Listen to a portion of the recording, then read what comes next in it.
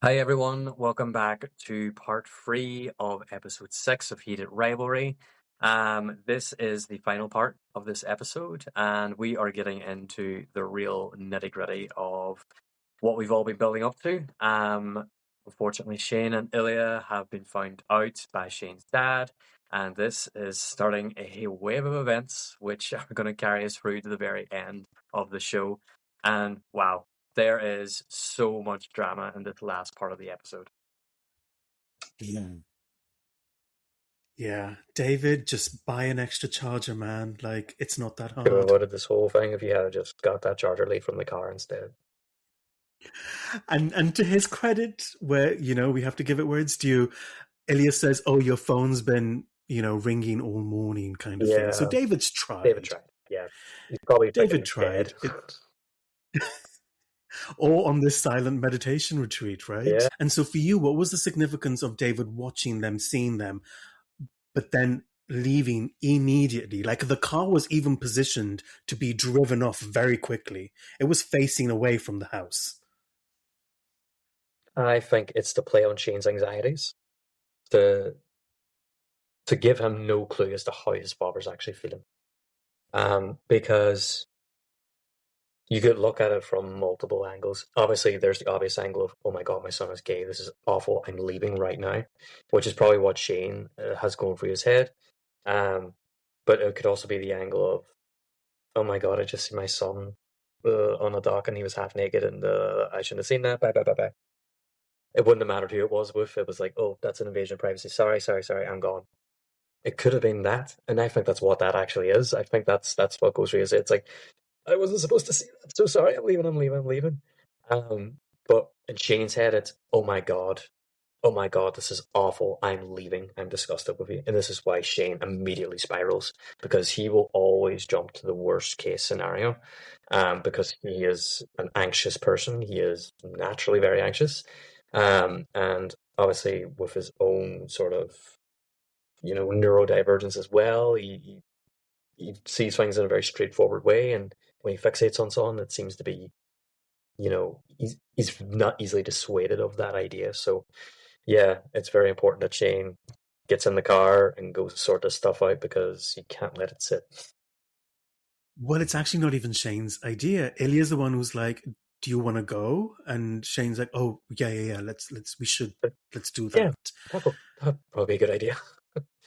Yeah, like, who would have thunk that? And I wanted to ask you about his freak out, because he has multiple freakouts and moments, I should say, in this episode. And with this one specifically, you could literally see him spiral. He walks around the room and he collapses on the sofa, and then he collapses into Ilya. And I thought, he gets someone to collapse into now. Yes.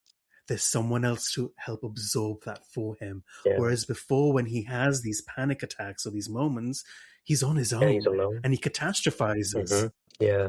And that obviously causes them to spiral more, and it makes things worse. But the fact that Ilya is now there, well, what happens? Well, all of a sudden he calms down enough to listen to Ilya and listen to his advice, and they both decide then to sort of go to the parents and to discuss the whole thing, which is very, very important that he does this. And I think that he might have panicked and ran at Ilya sort of not being there to talk him down a little bit.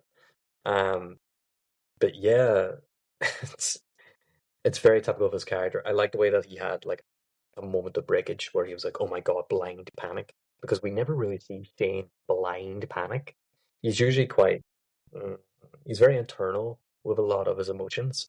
And so having this outward burst of like, oh my God, like that just goes to show how bad this is, that he is like, he cannot withhold this stuff in. He has to like express it like physically, emotionally, like you can see it as clear as day. Like there's no need to read between the lines to understand what he's feeling at this moment in time. And if I'm honest, I expected this moment to be a bit bigger than what it actually was, because this is the culmination of all of Shane's fears, let's be honest. Like, he's been hiding it from his parents, he's been hiding it from everyone else, and now it's out now. And I almost felt like it was a bit too contained for me, but maybe it's true to his character. But I felt like this is like the worst thing to ever happen to Shane. Yeah. I don't know. Shane but Shane represses. So he does. Shane internalizes. He is not someone who outwardly expresses his emotions very well. And that's, I think, down to his neurodivergence as well. But you do get that idea that he is sort of like, it's all happening in here, and he's kind of going insane.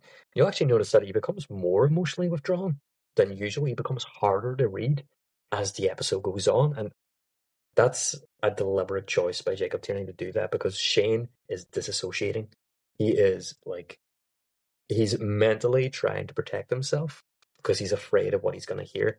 And that's why you only really see Shane properly break down whenever he gets that moment of,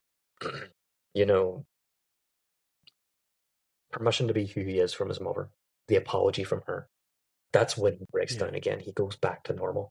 But during that scene, there's a reason why he's so rigid, why he is so withdrawn, why it's so hard to read him, why he comes across as like wooden. I don't think that's Upton Williams acting. I think that's literally Shane's character. It's typical of Shane. Shane would do this. So Upton Williams had a really hard job. He did. It's not easy to outwardly portray some of those internal sort of processes.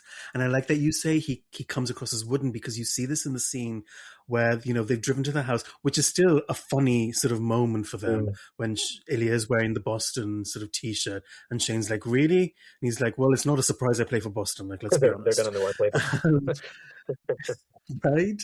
But you see when they enter the house, Shane enters first and he's very stiff. His hands are in his pockets. And Ilya sort of has his hands crossed in front of him, in front of his abdomen or his crotch or something like that. And they both look like they're bracing for a battle. Ilya looks like he's going to get sort of assaulted in a way. He's kind of like rigid. And Shane almost looks like he's done something wrong. He's sort of got that body language. They're both stood there like two kids that just got caught doing trouble, which is exactly how it's played. And that is just so funny. It's kind of perfect because it sort of suits their dynamic. You forget these guys are young. They're still in their 20s. Which is still young, okay? So, even if they're at the very end of their 20s, that's still young. So, Declan needs some validation for the listeners. It's still young, Declan. Definitely still young. I turned 29 in like a month, so I really need validation and compliments. Honestly, butter me up. I'm happy to accept any compliments. I'm not afraid of compliment. Throw them at me, please. Please leave some compliments for Declan in the comments. How youthful do I look? How young? Like, do I look 21? I didn't say that, but some people might say it. I'm sure I'll pass on all the compliments. Do not worry.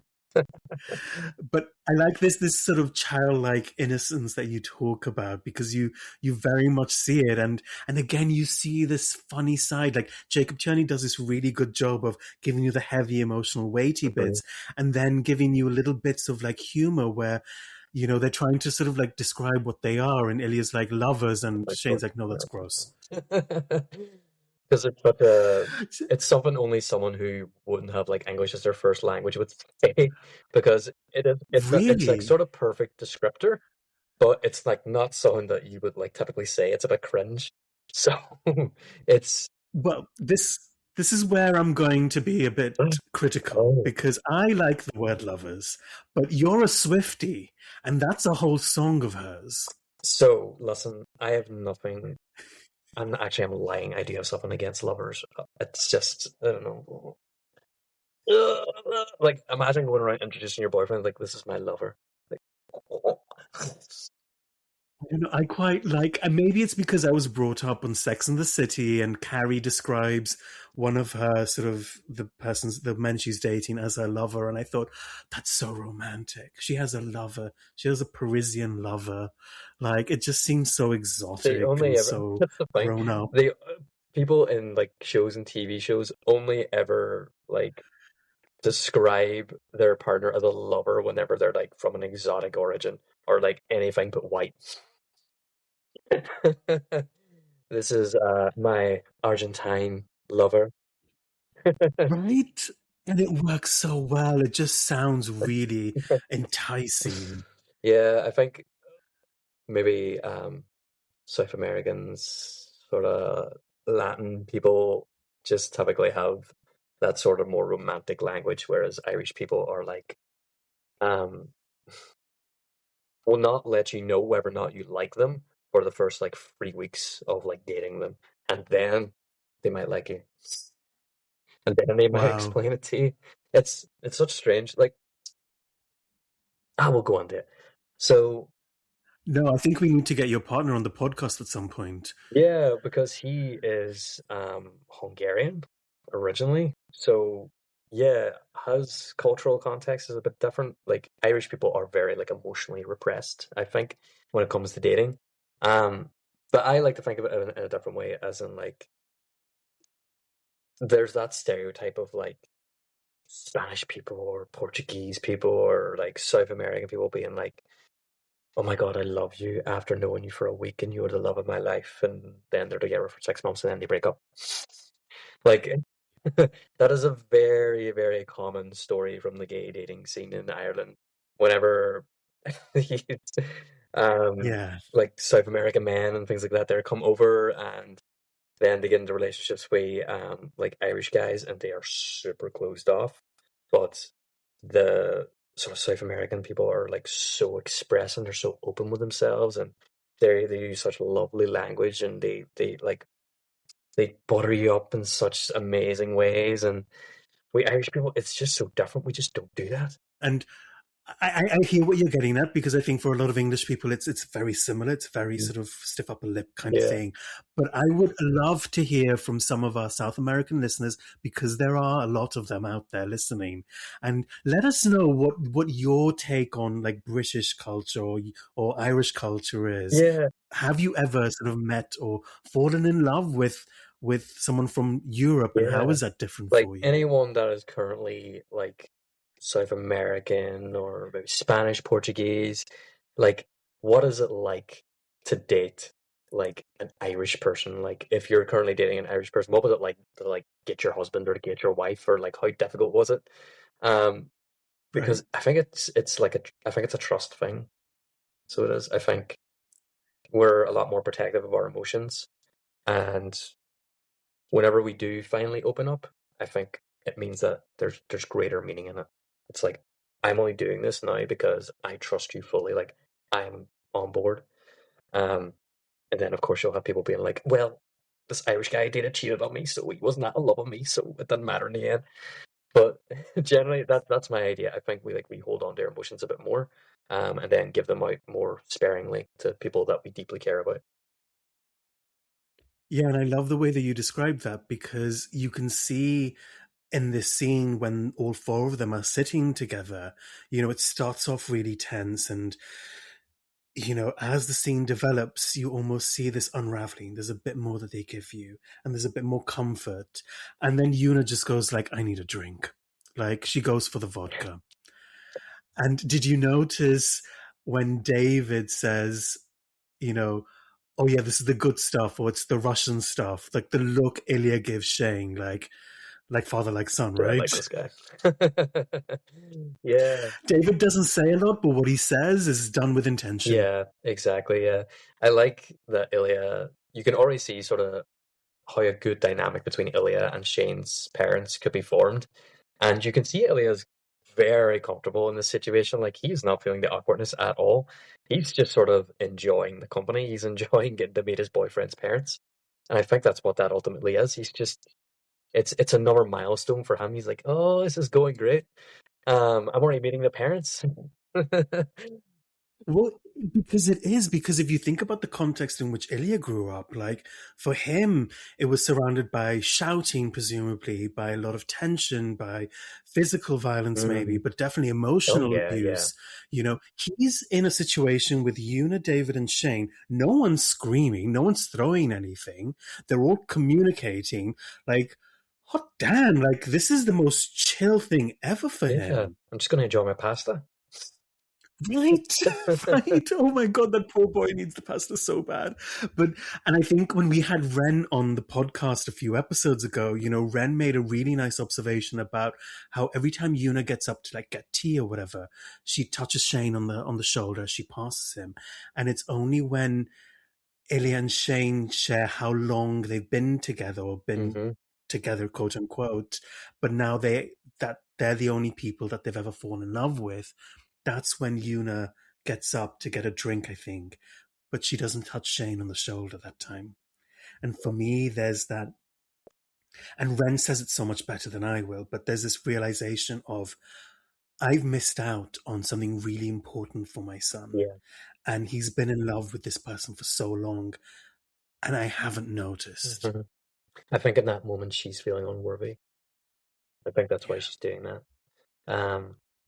But I think in doing that, she's sort of making it worse because Shane is taking it the wrong way, I think. And it's feeding into his anxiety. It's like, oh my God, she's only touched me after that because I've been lying to her for so long. When that's not what she actually thinks. What she thinks is, oh my God, I can't believe that I didn't create a safe enough space for him to want to tell me about this.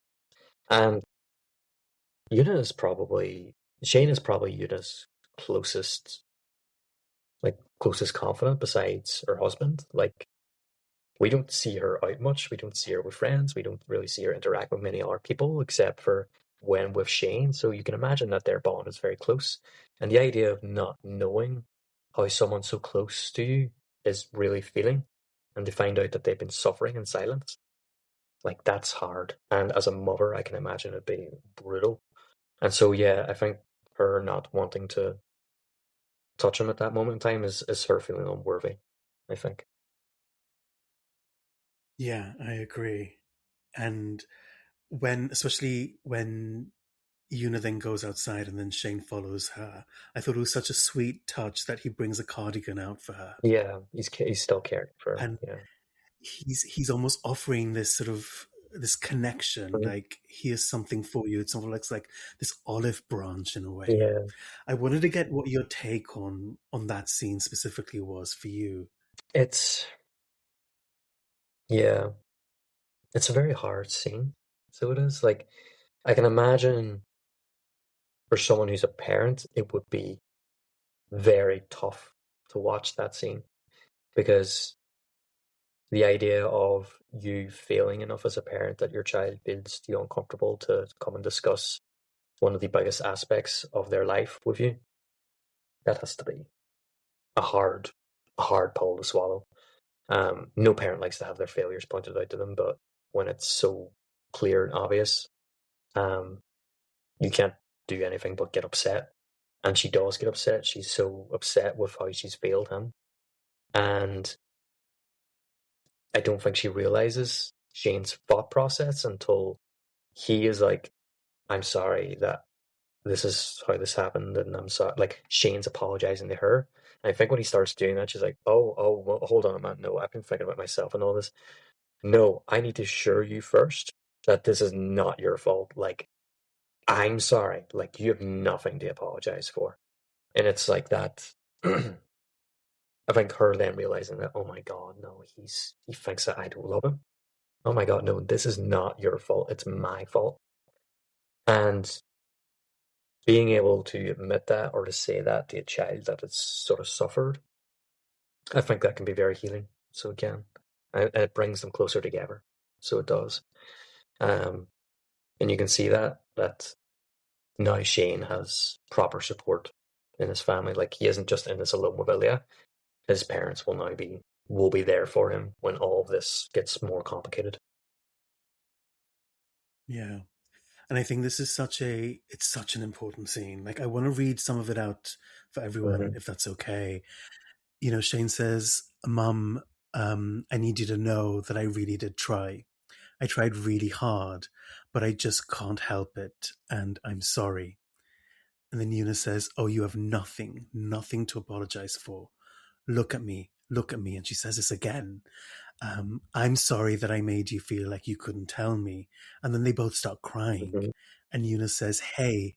And she does this thing. We see this in this episode. Like, Shane's picked up on this hey as an emotional comfort. Mm-hmm. Like, look at me, hey, like, you know. To get to you. And she says, hey, I'm so, so proud of you, okay? And then she says, please forgive me. Mm-hmm. And I thought this was really interesting how Shane's like, I forgive you, Mum. I love you. And then she says, I love you too so much. And we hear this so much from Shane in previous episodes. And then she says, you okay? All right. Okay. Enough. And they sort of, and then she says, all right, what's the plan? And she sort of brings it back in a very Yuna kind of way. But I think for me, what this scene sort of, I think this scene meant a lot to me. And I think it means a lot to a lot of queer kids and adults who didn't quite get the positive or warm experience when they came out, because not everyone has that. And for those of you who have, like, I'm amazed and thankful that they do have that. But you know, not all coming out experiences have that, and it's so important to hear this, because for me, when Shane apologizes and says, you know, he tried really, really hard, when I listened to that, like, my take on that was, you know, he's implying that he tried not to be gay. That's exactly. And I can imagine, and I can imagine for a lot of us, a lot of people, I should say, that's what's been internalized, and that's going to resonate with so many queer people. Like, I really tried not to be this thing. Yeah. I'm really sorry. And there's this shame and this sort of self-hatred that we impose on ourselves when we're trying to sort of grapple with our sexuality. And it is so powerful. And this is sort of something that, you know, we're not always in control of. And it's something that makes us different. And it sort of makes you different in a world that doesn't necessarily tolerate it. And it doesn't tolerate difference very well. And in a way, it almost despises you because of that. And, you know, that hate then is something we don't choose, but it gets internalized. And it becomes such a large part of us growing up that, you know, we end up hating for some people a part of ourselves. And this is, for me, what it means to grow up in a society that sort of isn't tolerant, that, you know, it's such a heartbreaking reality for so many people. Yeah. And not just in the past, because certainly in the past, but also now as well. But also in the way that we don't choose it, we learn to love ourselves because of it. And because of it, it makes us special, and it gives us a sense of identity and a sense of community, certainly. And I'm thinking back to, you know, that campaign in the early 2000s where it said sort of, it gets better. It was this viral thing. Back then it was more in America. Yeah. And it made me laugh because, yes, in some ways it does get better, but actually in some ways it doesn't. And it's not to discourage anyone from coming out. That's not what I'm saying at all. It's just the reality of it is that, you know, you do come out and you have all these expectations of what it's going to be like. And it's, you know, magical and fairy tale like, and it's actually not. It's actually, it can be quite hard even after that. And I think you definitely have to come out in your own time, because for me, I wasn't afforded that. And I know a lot of people weren't afforded that luxury. And, you know, I think it would have made a difference if I did. And I mean, I already came out a little later in life anyway. But for Yuna specifically, and this is where I cried in that scene, for Yuna to acknowledge and take responsibility for not creating that environment for Shane in which he felt completely sort of honest and open, you know, to be able to come out to her. For me, that's everything. And I think so many people needed to hear that specifically, you know, to know that it wasn't our fault, for someone else to take that responsibility and that accountability. And if anyone hears anything from what I said, that it's not your fault. Mm-hmm. Yeah, 100%. Yeah. I always think it's hilarious when people say that you choose to be gay, or like, oh, it's a phase, it'll pass. You would not choose to inflict that sort of vitriol on you, that self-hatred. Like, you would not choose that for yourself unless it was just a core part of who you are.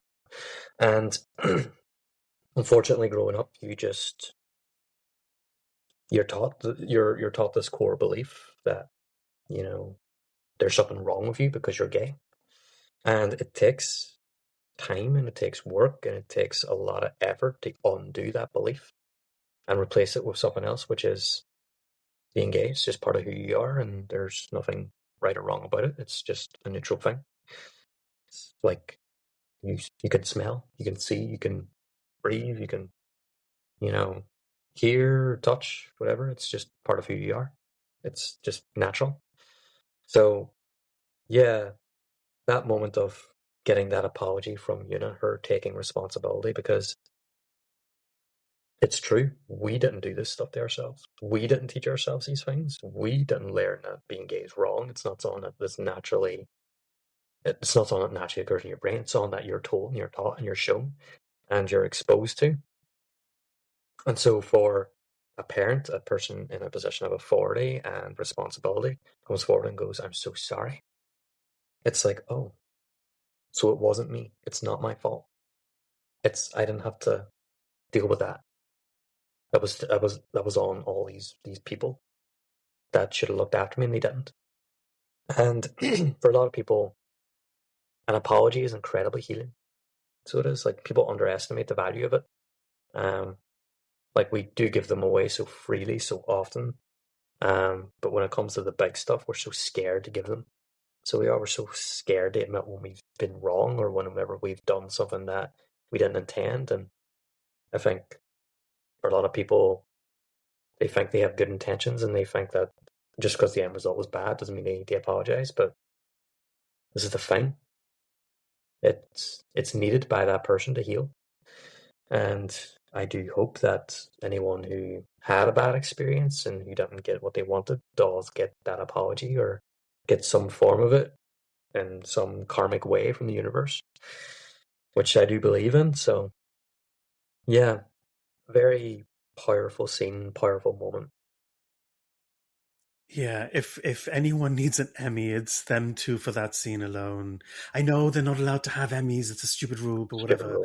And I think for me, this is why representation matters so much and why it's so important, and why it's so important that we are getting shows like this and shows like this that are resonating with the wider audience. And like, I can't imagine what a show like this would have done to me 20 years ago. Yeah. Or done for me 20 years ago, rather. Yeah.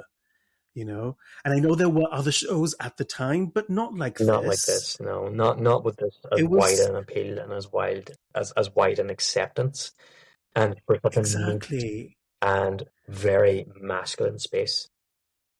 Exactly. Because like 20 years ago, we got Will and Grace, for example, and the gay main characters were comic relief. Jack was a comic relief, and I laughed and it was funny, but that's how then mainstream media viewed gay characters. They were always the sidekick, the funny one, the sassy one, let's be honest. But they never depicted the actual relationship. They never depicted them in a romantic sense, in a way that was serious. And that's right. This is what the show does. It depicts normal people having to deal with a very complicated reality of being gay, which is sometimes you're not out and sometimes not being out affects huge aspects of your life. And to be out is a disaster. It can be a disaster for your life. It can blow it up. So even though your love is pure and it's right and it's wholesome and it's all these great things and it's hot and it's great, it's all undermined by the fact that society has these expectations of people and place these expectations of love on people that just aren't based in reality. So yeah, it's And this is why, in a way, representation matters for Ilya and Shane. And I'm recalling very early on, I think episode 1 or 2, when we were talking and you were like, Scott's going to be really important later on. He's going to be really important. And this is how Scott, I can see, is so important to how, because Ilya says he has a conversation with Scott after the MLH Awards or something like that. And you can see how that story arc for Scott and Kip is just so important, not in just allowing Ilya and Shane to feel more comfortable about coming out, but seeing what that looks like in their world. Yeah. I mean, why do you think Game Changers is the first book? It's the catalyst to allow all these other players to come out. So it is. It's the catalyst. It's the beginning. So it is. It's the example, the representation. It's showing the value of representation in spaces, so that people have the confidence to be who they want to be and who they need to be. So, yeah, you might not like the first book, but it serves a very important purpose for the rest of the stories. And I will say, I loved Scott and Kip, the storyline, and I know a lot of people have told me through the comments and through actual, even in-person conversations, they were like, yeah, I didn't care for that. I'm like, but it's so important. It was so important for them. Theirs is like a classic love story. Theirs is a lot more straightforward, like a gay queer love story. It's like, they want to be together, but they're gay, so they can't come out, and that's sort of it. And then you get your grand reveal, and you get your happy ever after, but you have this much more complicated and involved relationship going on in the background as well. Right? But that lends itself to it. It's more fuel for the fire. Like it's important. And it's interesting that a lot of my gay friends are telling me, yeah, didn't care for episode 3. Like, let's just skip the Scott and Kip thing. And when I'm seeing on social media, it's a lot of the straight men that are really invested in Scott and Kip. And I know we've touched on this previously, but that's who they're rooting for. That's where some of the straight men that I've seen talk about this online are really invested. Mm-hmm. Yeah, because I don't know why it's so different. You know, it might just speak to them in some way. Like it's not the melodrama, it's not the complication that is Shane and Ilya. It's more straightforward. It's classic romance. It's just got a queer skin on it. Yeah. And I think they like that. They like I don't know. It's relatable. It's relatable. Exactly. It's guys just happen to be in love with each other. That's just it. Yeah. And they had to go over this big hurdle, and they did it. And that's admirable. So it is. So yeah. Yeah. And then you get this flipping that Jacob Tierney does with this heavy emotional moment with Yuna and Shane, and we get the spaghetti scene straight after. And the little shimmy that Ilya does when he's having his sweet pasta, the boy is happy. He is happy. This is probably the first homemade meal he's had since he was 12. Yeah. And you can't help but feel joy for Ilya right now. Yeah. Everything is falling into place for Ilya. Ilya, I was serious what I said before. Like, Ilya has everything he's always wanted. What has he not got to be happy about? It's just logistics for him at this point. But you can see that Shane's struggling. And so he offers that comfort as well whenever Shane is like really starting to feel the anxiety then. Which isn't surprising. Like it's a long day. A lot's happened. He's having to think about a lot. It's overwhelming. A lot of emotions. And yeah, it's just nice that Ilya offer him that. It's okay. Like, you're safe. You're in a good spot. You're with me, your boyfriend. Finally says it, and your parents. So yeah, lovely scene. Yeah, and we get this culmination of why we've had, this open communication and this build-up of communication to now where Ilya's like, hey, again, very unified, very Shane-coded. You're okay. Your family is here. Your boyfriend is here. And then Shane's like, it's almost like someone's like, right? It's like someone got the defibrillator and just shocked Shane. Yeah, because he finally has... And he snaps out of his panic attack. He finally has something that he's always wanted. So he does, and it's right there in front of him, and that's enough to shock him out of it. It's like, oh my god, wait, I do have a boyfriend. Oh my god, this is amazing. So yeah, it's such a cute moment. So it is, yeah. And for Yuna and David to then witness, because they're used to Shane's panic attacks, right? That's not going to be new to them. But when they can see someone else has him, to care, the comfort, and someone else can not just comfort him, but someone else can bring him out of that place that he gets into. I feel like that's where it changes for them. They're like, he's one of ours now. This is somebody that Shane needs. Yeah, exactly. Yeah. I really like that this is the start of like a really nice dynamic between Ilya and Shane's parents as well, and that you know, it paints a picture of what the future of their family is going to look like, and it's just a lovely thought. So it is a nice way to end off the episode. Yeah, I want to ask what you think when Shane and Yuna are having this very heart-to-heart moment outside. We forget that David and Ilya are still at the dinner Yeah. table. Like, what do you think they're Oh, they talking about? absolutely sat and talked about hockey the entire time, 100%. Like, there's no doubt these people are obsessed. Like, they're not normal. Like, it'd be like sitting, it's like my dad sitting in a room with my uncles, so it'd just be football, football, football, and it's just, yeah. So, yeah, that's 100% has to be hockey. Yeah, I fully agree. And something that I was even thinking about, like this whole episode has been this, it's a coming out episode, right? Yeah. And what we think about is the central titular sort of character that has this emotional arc is Shane. But actually, yes, Shane comes out, but so does Ilya, really. Yeah, I would almost say that Ilya has completed his coming out arc.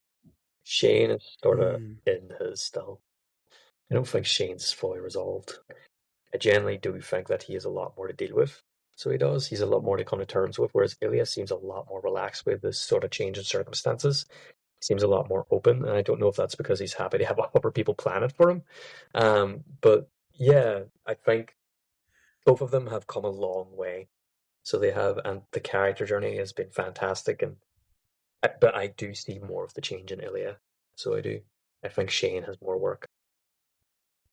Yeah, and you and I both know, and I'm sure other people will resonate with this, is just because you come out the once doesn't mean you don't have to do it again and again and again. They haven't even done the big one yet.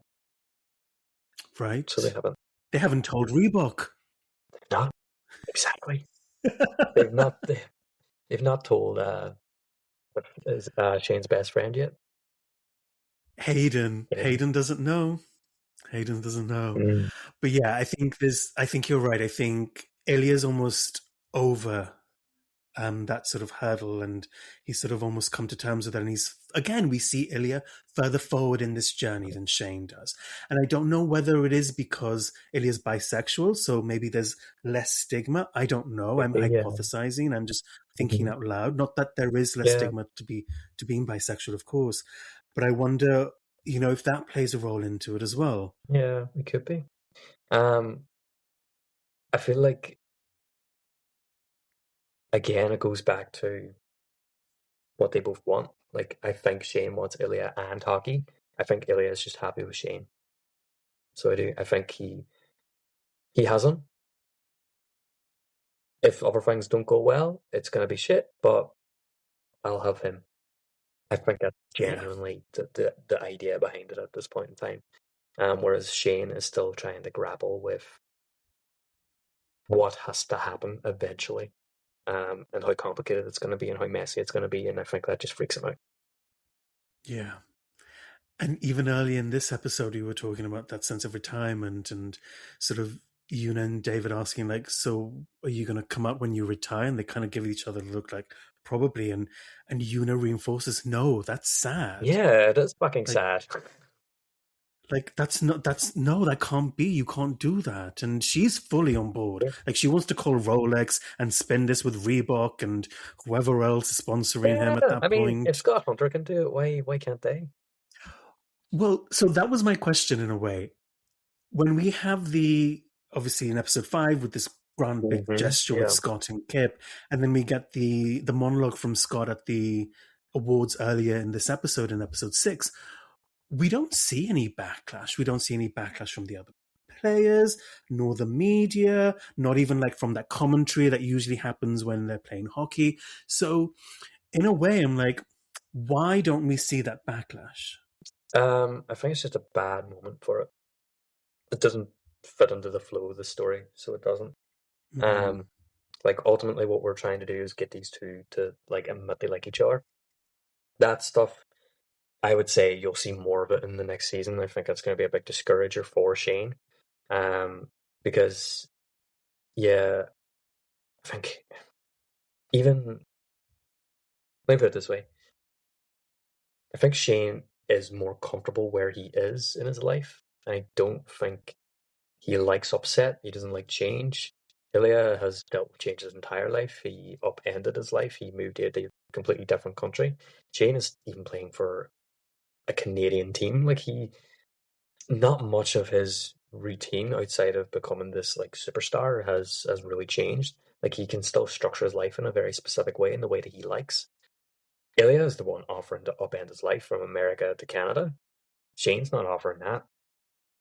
It never occurred to Shane to do the opposite so that Ilya could stay with his team instead. So yeah, there are elements here which I'm glad have been sort of left for now to not be approached right now, because I kind of want to wrap up this story. I want a nice, satisfying conclusion to this story. It's not the time to be introducing more conflict at this stage. We already have enough setup. We need to clean house first, and then we can go and make a mess again for the next season.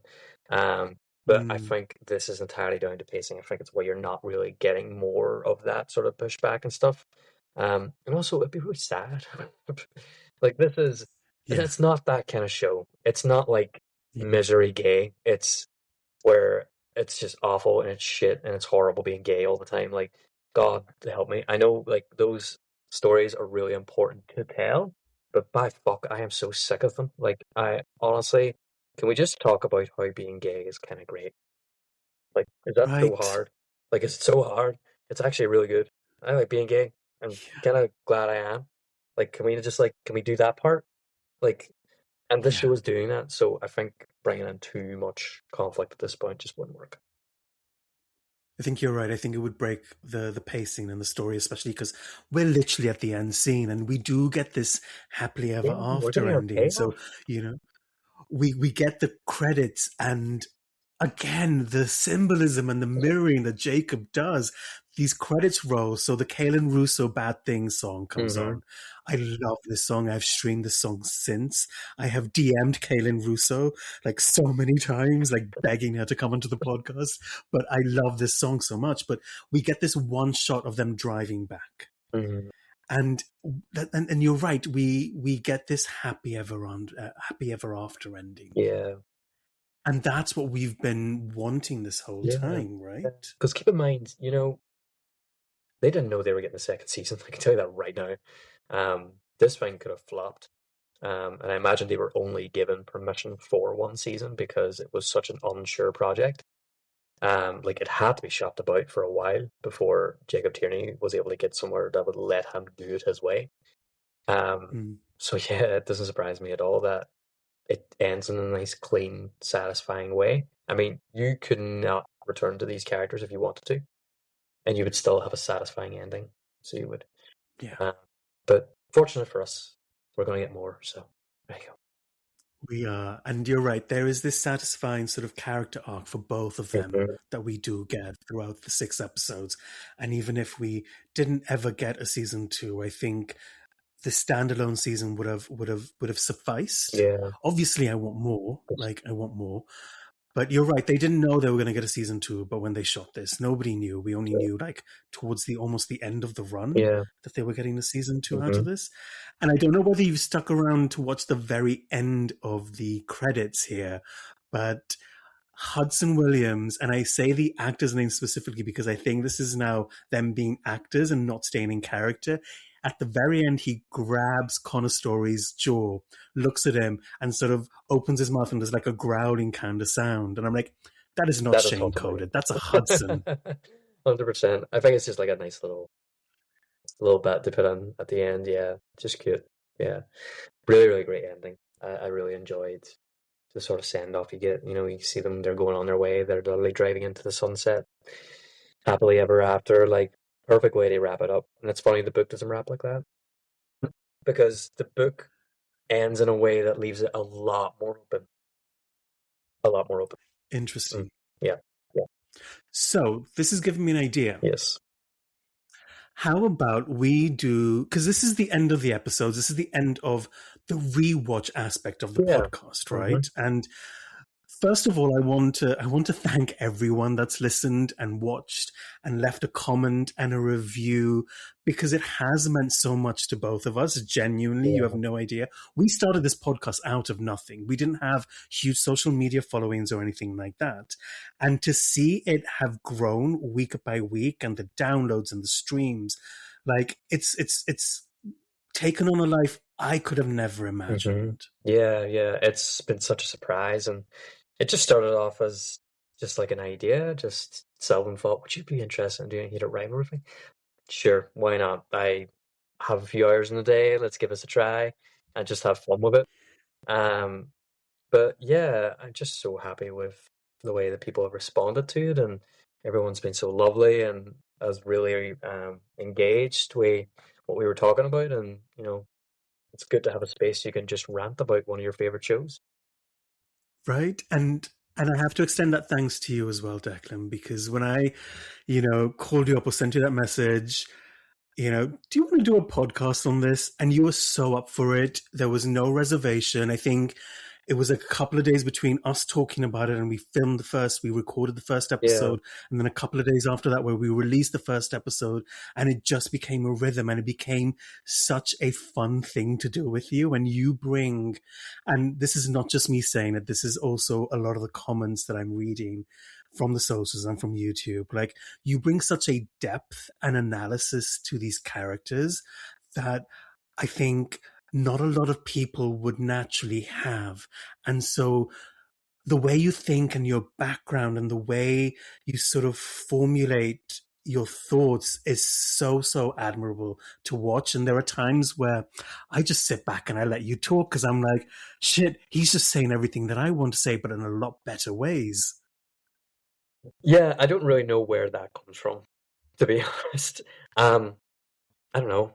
I think comes from lots of different passions. Like, I was always into TV and film and media, and I did studies in that, and that's where my first degree is from, is film and TV production.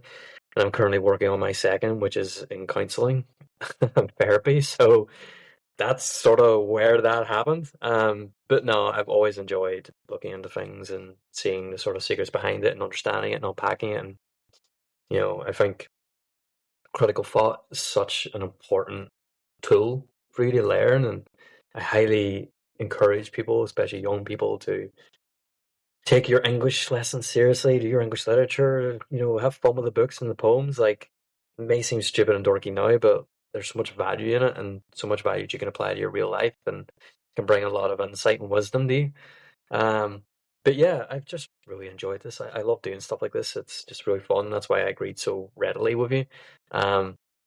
When I see something I want to do, I just do it. I just sort of work out the logistics afterwards, which gets me in trouble more often than it should. But yeah, I don't know. It just seemed like fun. I've had fun, so I'm glad I've been doing it. And thank you very much for doing a lot of the hard work. Like, Silvan does all the editing of these videos and does a lot of the social media too, and puts a lot of work and time and effort in, and he's incredible in that aspect. So yeah, I'm very, very grateful. I mean, we couldn't be doing this unless he put in the extra time and effort that I can't. Oh, thanks. I mean, it's a joint effort. This isn't the end for us, though. So even though we've finished watching the episodes, we're still going to continue on to do like standalone analysis of the show. Yes. So Silvan and I had this idea of doing almost like a book club through the podcast. So the general thesis is that we will take each of the books and read them through 2 weeks. So first week we will read the first half of a book, and then the second week we finish that book, and then we just discuss it. We discuss what we liked about it, like a regular sort of book club, and then we'll also discuss how we feel it plays into the show, the elements of the show, the characters. For the books that are a bit later in the series, we can discuss what ones we're excited to see in the show. How do you think we'll do it? What actors do we want them to play them? Yeah, like, there is so much sort of fun content that could be had with that idea. So that's what we're going to do. So if you haven't already bought the Game Changers book, I highly recommend you pick it up soon, because we are going to be doing a read of it and we're going to be talking about it. So yeah, if that's something you are looking forward to or something that you'd be interested in, then definitely hang about for the next episodes as well.